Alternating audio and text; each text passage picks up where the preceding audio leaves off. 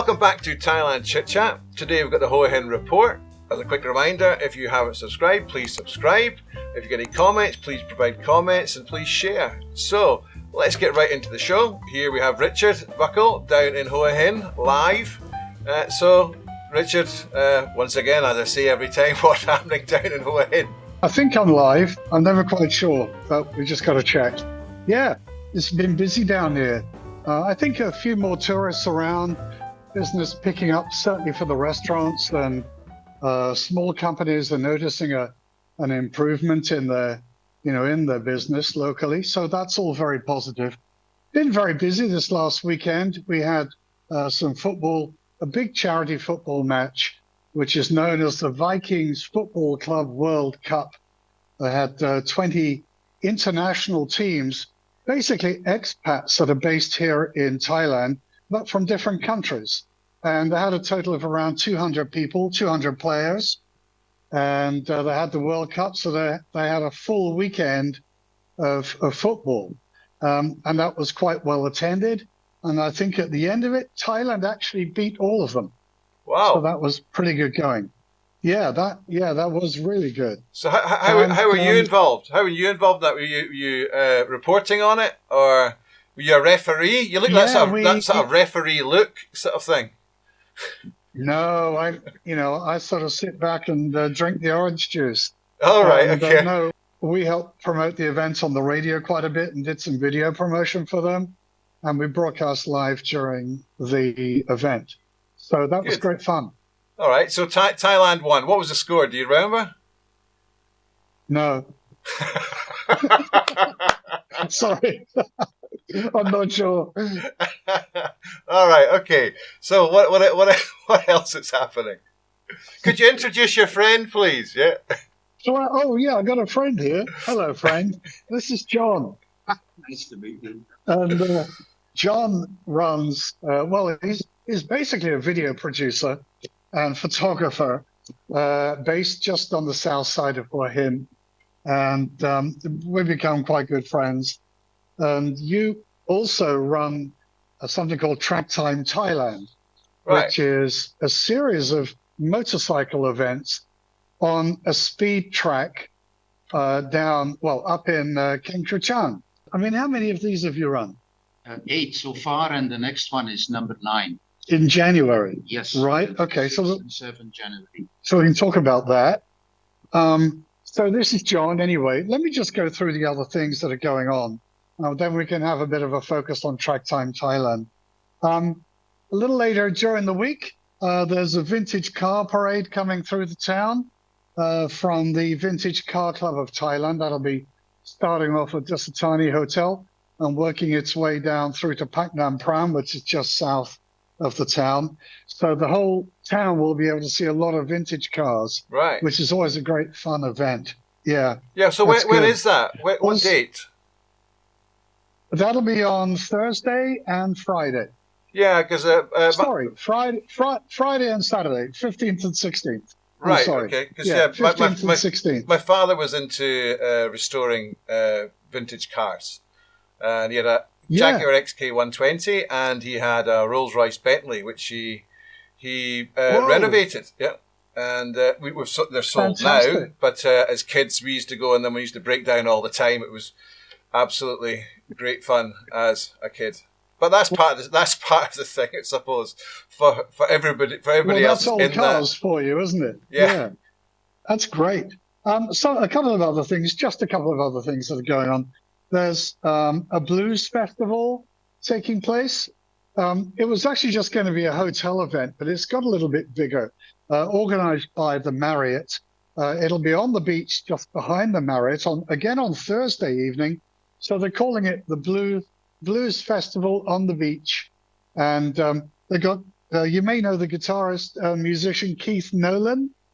Yes. Quite well known around Bangkok. Very, very popular. He's performed here in Hua Hin.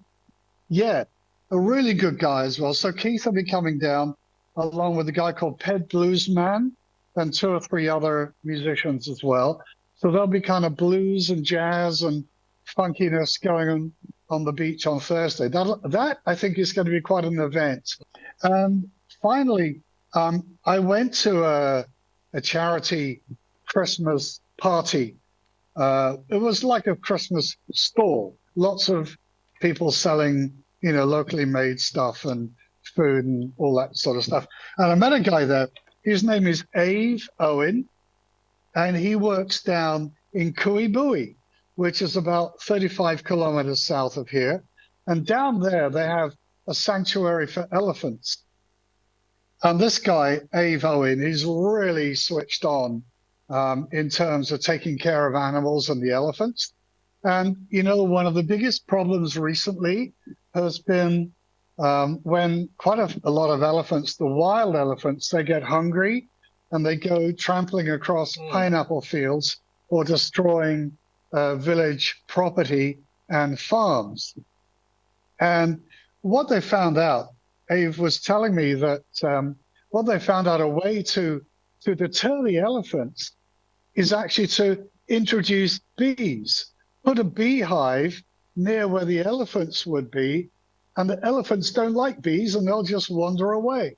So they've done a lot of research on this to see whether that's an effective solution, and it looks like it could well work. It's still in early stages, but it's something that they're trying and experimenting a little bit with down in Kui. So are they planning a sting for this? Sting exercise?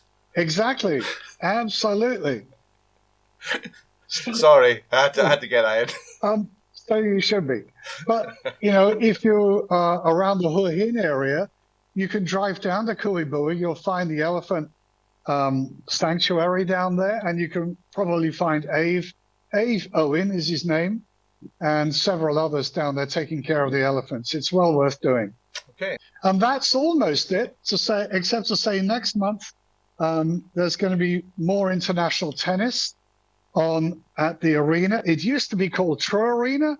There's obviously some politics, and True have dropped out. It's just known as the Arena Sports. There's going to be international tennis there next January and February. I'll have more about that next time we do a video. Okay. So, is your Hua Hin train station that's opened, the new one? Is that correct? Well, the train station, well, it's certainly built. There have been a lot of articles in Hua Hin today, and I went around and had a look at it a couple of days ago. It did a soft opening yesterday, and the first train arrived yesterday lunchtime, and they invited passengers on one side and reporters on the other side of the platform. So they had two platforms to watch this train come in.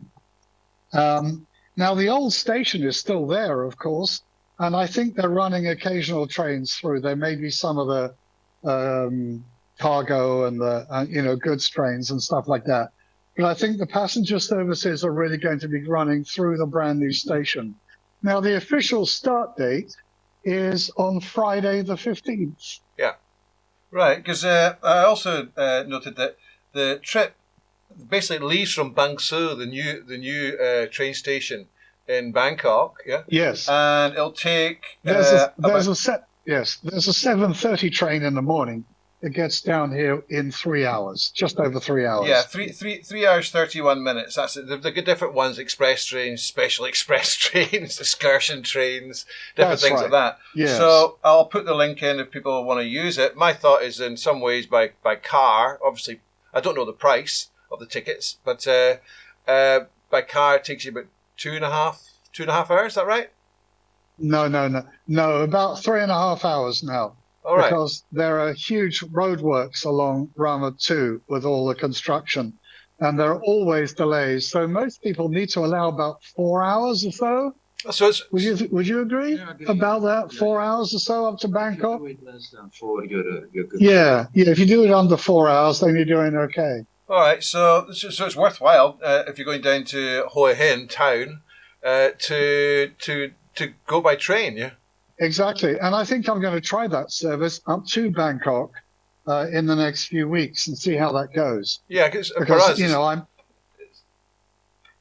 like everybody, I get sick and tired of getting stuck in that traffic jam on the Rama 2 road. Yeah. So I think the train's a good option. The only problem for travelers from Hua Hin to Bangkok is that the train times are generally overnight. So I think there's a 6:30 train from memory that gets into Bangkok 9:30ish. Yes. But I'm not sure. Yeah. I can't remember. But the other one is like 2 in the morning. yeah, there's a 2 o'clock in the morning. There's also a 2:30 in the afternoon, which gets in at 6. So Right. that's the other option, going up to Bangkok from Hua Hin.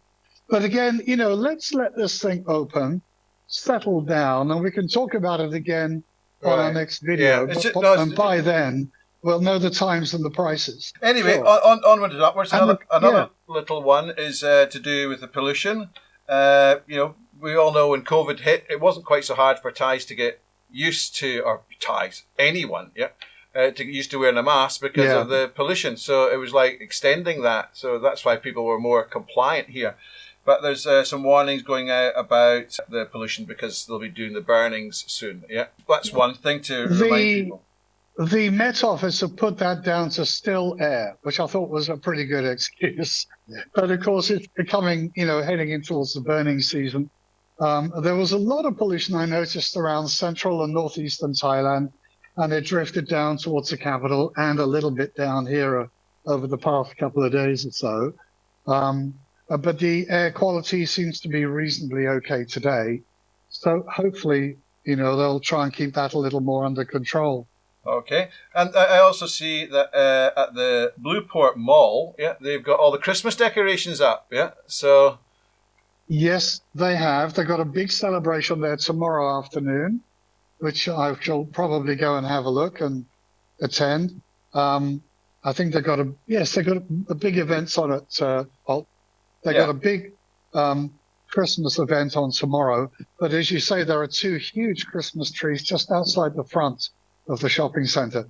Looks pretty good. That's good. And they've got Antonia Posi, the first runner-up of Miss Universe 2023. She's going to be doing the opening at 5 p.m. And finally, a little... I think she'll be at the event tomorrow. Yeah. And finally, I'll show the picture in a minute, but basically you had a Picture Up Kirikan officials host event for International Anti-Corruption Day. That was on the 8th of December, and there's a lovely picture of everybody standing there like this. Yeah. So I thought it was quite funny because it was a bit like good luck, not me, and everyone looks very, very serious. Yeah. But hey, great that they said they've got a very high score of 83.87% for 100 out of 100 score of success, which.